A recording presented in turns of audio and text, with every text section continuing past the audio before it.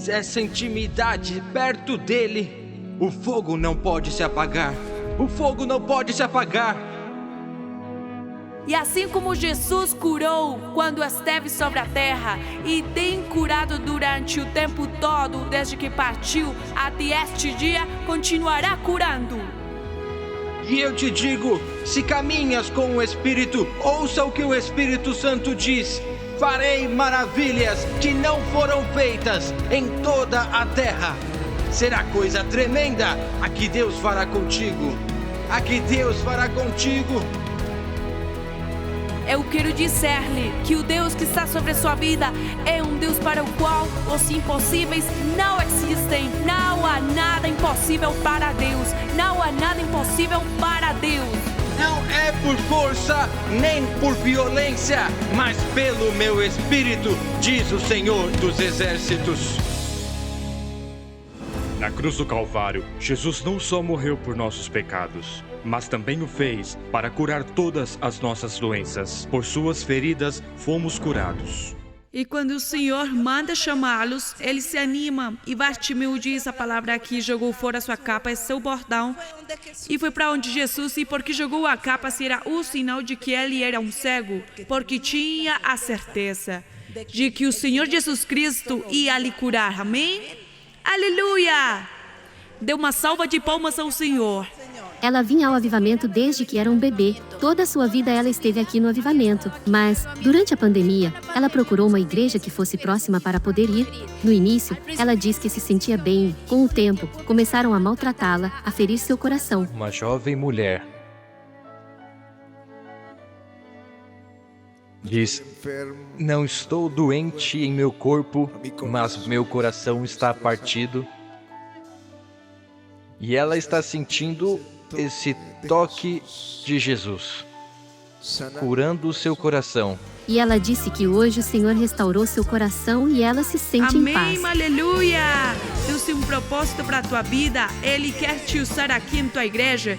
E se tu estás aqui desde criança, pois imagina o que tu quiser bem e sirva o Senhor, amém? Esta família linda de servos me disseram que durante a pandemia Ficamos sem capital, tivemos que fechar um pequeno negócio que tínhamos de empanadas. Estávamos em zero, sem nada, tínhamos um carrinho e tivemos que vendê-lo. E fomos à igreja com minha esposa e meus filhos e fizemos um voto perante o Senhor que de agora em diante traríamos os dízimos e as ofertas e nos comprometeríamos mais com Ele e que Ele nos ajudasse. E o Senhor fez um milagre, um grande milagre em nossa vida e restaurou tudo de volta para nós. Ele nos deu 2 casas, antes tínhamos uma, agora temos 2. Ele nos devolveu nosso carro, melhor do que o que tínhamos antes. O que foi comido pelo destruidor, pelo gafanhoto e pelo cortador, o Senhor devolveu 100% e ainda sobrou para abençoar nossa família também. Amém. Temos um de restituição, Que pastora. tremendo. Além disso, vocês servem aqui na igreja há muito tempo? Bem, estou muito feliz e esperem muito mais, porque o Senhor vai lhes fazer patrões lá na sua companhia, já que tem 2 lugares que o Senhor os guie para que outros filhos de Deus também possam trabalhar com vocês. Obrigada, Pai. ele estava sempre contraindo dívida. E, no parque, fez um voto para que, nesta primavera do ano do Espírito, o Senhor o libertaria. Ele começou a pagar seus dízimos e suas ofertas, e o Senhor fez um milagre. E em 2 meses ele estava livre de dívida. E o Senhor lhe deu um emprego muito melhor, com um salário muito melhor. Aleluia, obrigada, Senhor. Quantos podem agradecer ao Senhor? Quantos podem dar a glória a Jesus? Aleluia! Se você quer saber mais sobre Jesus e tudo o que Ele fez por você e o que Ele pode fazer por sua vida, então preste atenção nas próximas palavras. A palavra do Senhor na 2ª carta de Coríntios diz: e nós, na qualidade de cooperadores com Ele, também vos exortamos a que não recebais em vão a graça de Deus. Porque Ele diz: e eu te ouvi, no tempo da oportunidade te socorri no dia da salvação, eis, agora, o tempo sobremodo oportuno, eis, agora, o dia da salvação, diz o Senhor. Por um momento, dê a si mesmo a chance de se reconciliar com Jesus. E se esta for a sua última oportunidade e este for o momento de seu quebrantamento, é o momento mais precioso e o momento que queremos tornar solene na reunião. Quero me unir a vocês nesta oração. Quero que repitam a oração que vou fazer, mas quero que a façam de todo o coração. Diz, Senhor Jesus, eu preciso de Ti. Tenho sido um pecador. Tenho estado longe de Ti. Lava-me com Teu precioso sangue. E ajuda-me a Te reconhecer como meu Senhor e Salvador. Hoje eu clamo que meu nome seja inscrito no livro da vida eterna. Nunca o apagues. E me ajuda a ser fiel a Ti, até o dia em que eu estiver contigo por toda a eternidade. Em nome de Jesus, oramos. Amém e amém. Dê a Jesus uma salva de palmas.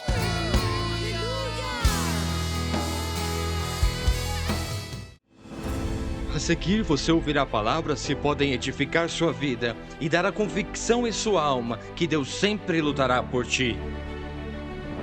Não se distraia, porque uma só palavra pode mudar a sua vida para sempre. Com vocês, o pastor Ricardo Rodrigues. Se me amais, guardareis os meus mandamentos, diz o versículo 15. E eu rogarei ao Pai, e Ele vos dará outro Consolador, a fim de que esteja para sempre convosco, o Espírito da Verdade, que o mundo não pode receber porque não o vê nem o conhece, vós o conheceis, porque Ele habita convosco e estará em vós. Não vos deixarei órfãos, voltarei para vós outros. Ainda por um pouco e o mundo não me verá mais, vós, porém, me vereis, porque eu vivo, vós também vivereis. Naquele dia vós conhecereis que eu estou em meu Pai, e vós em mim, e eu em vós.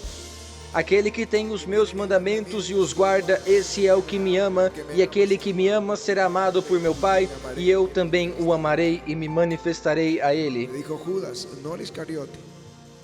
Onde procede, Senhor, que estás para manifestar-te a nós e não ao mundo? Respondeu Jesus, se alguém me ama, guardará a minha palavra, e meu Pai o amará, e viveremos para ele, e faremos nele morada. Quem não me ama, não guarda as minhas palavras, e a palavra que estáis ouvindo não é minha, mas do Pai que me enviou. Isto vos tenho dito, estando ainda convosco. Mas o Consolador, o Espírito Santo, a quem o Pai enviará em meu nome, esse vos ensinará todas as coisas e vos fará lembrar de tudo o que vos tenho dito. Amém. Amém. Aleluia.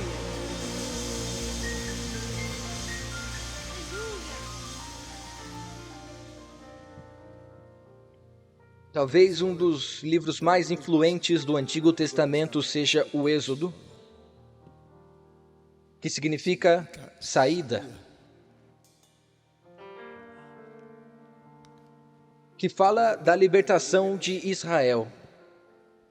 Eles foram escravos por mais de 400 anos. Eram escravos. Portanto, não tinha outra forma de viver, de pensar, outra forma de sonhar. Eles não conheciam outra forma de vida, para explicar de um jeito melhor. Eles viviam em escravidão. Os avós eram escravos, os pais eram escravos, eles eram escravos e sabiam que seus filhos seriam escravos. Portanto, quando Moisés anuncia que Deus os levará para uma terra onde flui leite e mel, quando ele lhes faz esse anúncio, e Deus lança essas pragas no Egito, abre a porta e eles saem. Eu penso por um momento no que poderia estar acontecendo em seus corações. Eles estão vestidos com roupas leves porque estão se preparando para sair rapidamente, carregando alguns alimentos, um pouco da massa que fizeram para a Páscoa, colocando aí em sua bolsa as joias que haviam recebido dos egípcios. Mas confusos, porque à frente deles há um deserto e eles não sabem para onde ir. Não sabiam para onde ir. não sabiam o caminho, não sabiam como atravessar o deserto e onde estava a terra prometida. Eu acredito que há uma confusão massiva, onde 2 milhões ou 3 milhões de pessoas saem, e agora, aonde vamos? Nem Moisés sabia. Mas em um instante, a glória de Deus se tornou visível para aquelas pessoas. Eu me regozijo quando a glória está presente, quando sentimos aquela nuvem ou vislumbramos aquela névoa nos cultos ungidos. Mas ali estava uma coluna de nuvem durante o dia e uma coluna de fogo à noite. E todos sabiam que era a glória de Deus, podiam senti-la, e começou a guiar o povo. Ele estava se movendo e as pessoas estavam seguindo essa nuvem. Ela os conduziu até o Mar Vermelho. Acho que alguns deles se perguntaram, será que Deus cometeu um erro? Ou por que decidimos seguir a nuvem? Veja onde ela nos levou. Agora vamos cair nas mãos dos egípcios. Mas quando Deus te leva a lugares que tu não sabes, quando Ele te leva com as costas contra a parede, é porque Ele vai se glorificar em tua vida. Porque Ele sabe abrir um caminho onde não há caminho. Aleluia.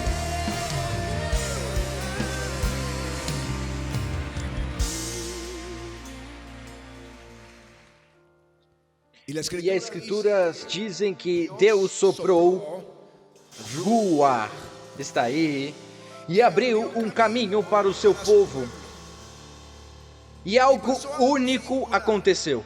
Então o anjo de Deus, que é uma cristofania, que ia adiante do exército de Israel, se retirou e passou para trás deles. Também a coluna de nuvem se retirou de diante deles e se pôs atrás deles, e ia entre o campo dos egípcios e o campo de Israel. E a nuvem era escuridade para aqueles, e para este esclarecia a noite. Essa nuvem estava aí guiando-os e agora estava protegendo. E diz a Escritura, na vigília da manhã, o Senhor, na coluna de fogo e de nuvem, viu o acampamento dos egípcios e alvorotou o acampamento dos egípcios. Emperrou-lhes as rodas dos carros e fê-los andar dificultosamente. O que vocês acham que Israel aprendeu aí? Essa nuvem é uma proteção. Essa nuvem defende nossas vidas.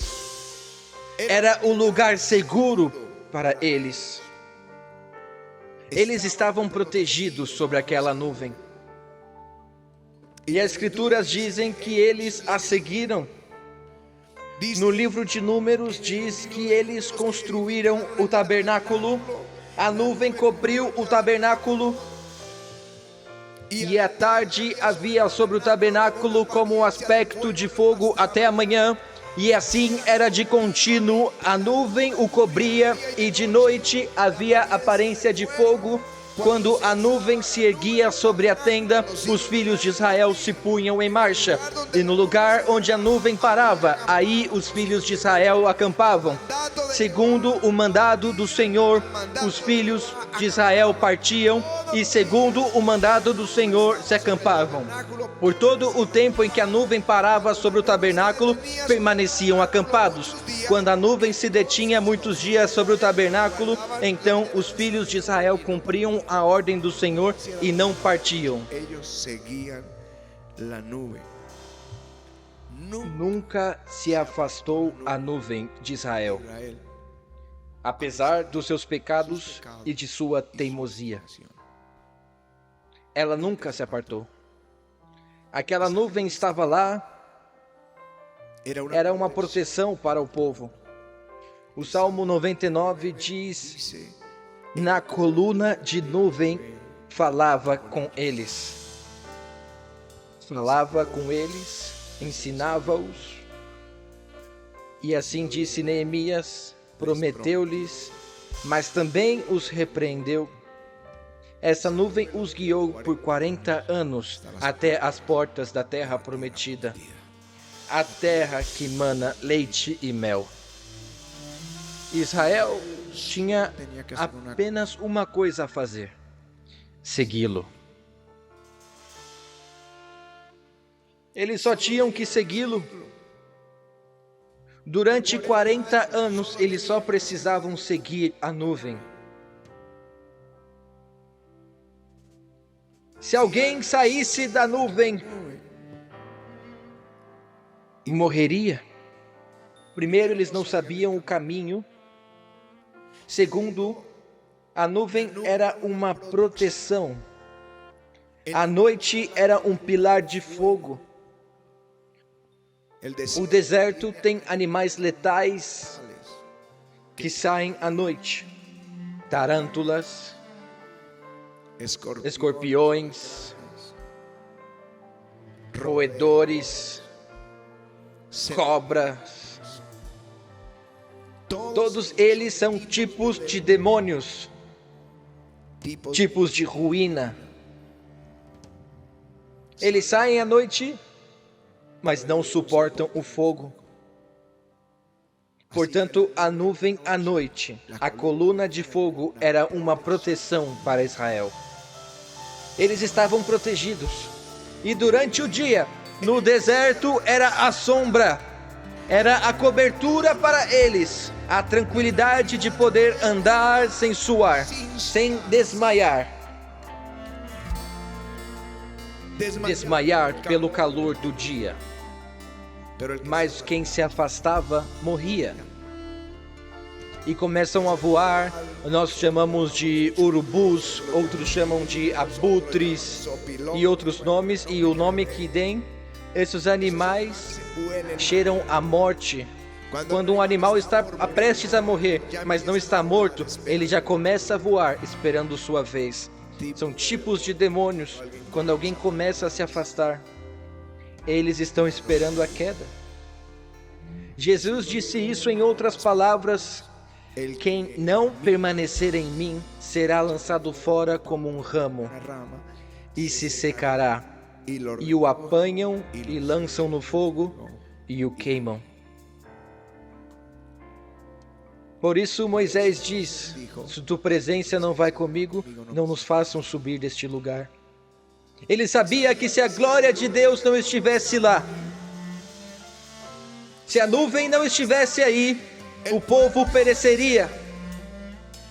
Mas se a glória de Deus estivesse lá, eles estariam protegidos e Deus lhes mostraria seu bem, sua provisão, sua bênção, as coisas boas que Deus tinha reservado para eles.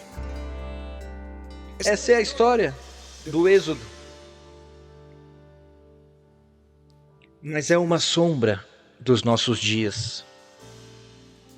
Essa nuvem é o Espírito Santo que está aqui conosco. E não se aparta de nós para sempre. Ele estará conosco para sempre.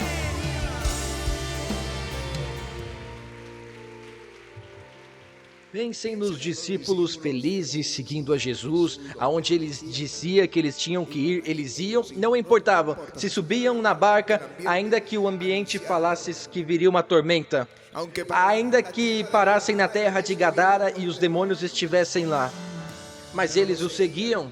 E agora Jesus disse: eu vou. Isso comoveria o coração de qualquer pessoa. Eles estavam perplexos, estavam tristes. Parece que a tristeza deles era profunda, porque o Senhor lhes disse: por que vocês estão tristes? Eu não os deixarei órfãos. Ele havia dito em Ageu: assim o meu Espírito estará no meio de vocês. O Consolador estará com vocês para sempre. E ele dá um título único ao apóstolo João. Não a Mateus, nem a Marcos, nem a Lucas, o discípulo amado. Ele o chama de Paráclito, Outros se referem a ele como Paracletos. É um nome único na Bíblia, dado ao Espírito Santo. E é tão complexa a tradução que Jerônimo, no século IV, quando ele foi traduzir a Bíblia, que vinha do grego para o latim, o que hoje nós conhecemos como a Vulgata Latina, não colocou advocatus, não colocou consolador. Ele deixou a palavra grega literal, Paracletos. Porque ela tinha muitos significados. Segundo o texto que nós lemos, é o que nos dá a segurança de que não estamos órfãos. Ele é aquele que estará conosco e em nós. Ele é aquele que nos ensinará todas as coisas e nos guiará em toda a verdade. Ele é aquele que nos lembrará do que Jesus nos ensinou. Ele é quem testificará conosco sobre Jesus. Não fazemos isso sozinhos. Ele o faz. Ele é aquele que convoca tudo isso que vimos agora em todas essas nações. Aquele que atrai as pessoas como um ímã e as toca e as alimenta e ministra. Na verdade, nós somos apenas anfitriões. O trabalho é feito pelo Espírito Santo.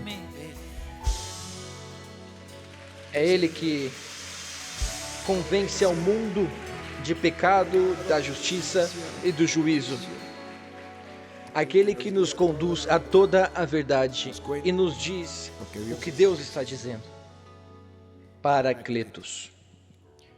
Alguns traduziram como advocatus ou advogado, porque somente João faz outra menção de Paracletos no Novo Testamento, na carta de João, quando ele diz: filhinhos meus, estas coisas vos escrevo para que não pequeis, e se todavia alguém pecar, temos advogado. Aí está Paracleto, temos junto a Pai Jesus Cristo o justo, pois o Espírito Santo advoga por nós perante Deus, e advoga por nós diante dos homens. Quando você for levado ao tribunal, não pense que falará o Espírito Santo, ele lhe dirá o que falar. Ele é o nosso advogado. Quando estamos orando ao Senhor, o Espírito nos ajuda em nossas fraquezas, mas não sabemos como devemos orar.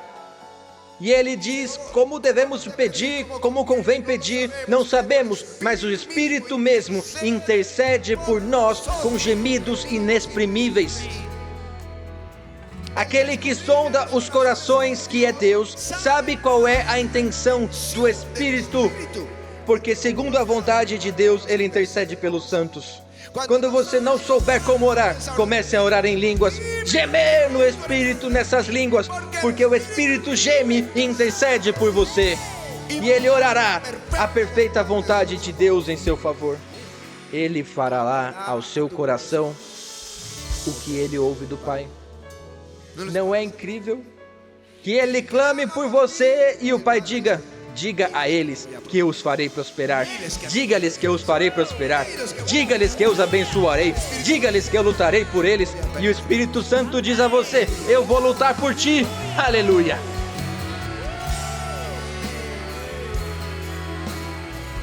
Aleluia! Essa palavra Paráclito é um que está ao seu lado. É para defendê-lo, aconselhá-lo, ajudá-lo. Barret, um estudioso da literatura joanina, em seu livro Pneuma, diz que o Espírito é como a presença de Jesus quando ele está ausente. Pois ele disse: não vos deixarei órfãos, voltarei para vós. Mas Jesus está à direita do Pai, mas o Espírito de Jesus está conosco.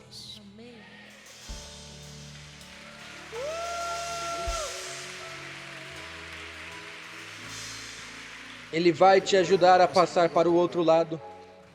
mas só precisamos que seguir. Um dia Patty sonhou que estávamos caminhando e ela parou e olhou para trás e viu quantas armadilhas Satanás havia colocado para nós.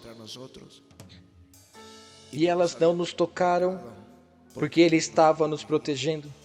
A gente segue ele e você não sabe quantas armadilhas estão por aí que o Senhor está perturbando, desorientando, confundindo, te desvia do caminho, te leva de um lado para o outro, te livra dessas armadilhas e você nem sabe. Você está aí e não tem ideia de quantas coisas Deus tem feito por ti, como Ele luta por ti.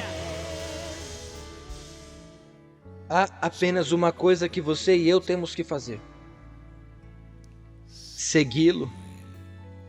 Segui-lo. Como é bom abrir os olhos e cumprimentá-lo, e depois abrir a Bíblia, adorar, ler e deixar que ele nos ensine. Sigam-o. Não ouçam a voz do inimigo. Estamos acostumados a ouvir a voz do que a mídia diz, as redes sociais, as pessoas na rua. E se hoje decidíssemos ouvir somente a Ele? Se o seguirmos, seremos protegidos, seremos abençoados.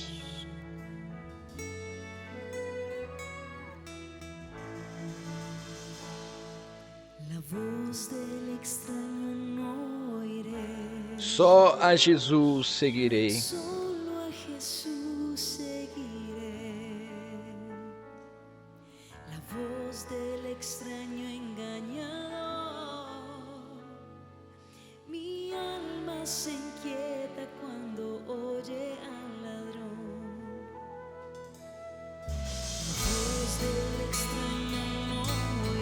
Só a Jesus seguirei. Pela manhã fale comigo, Senhor. E durante a noite deixe-me ouvi-lo.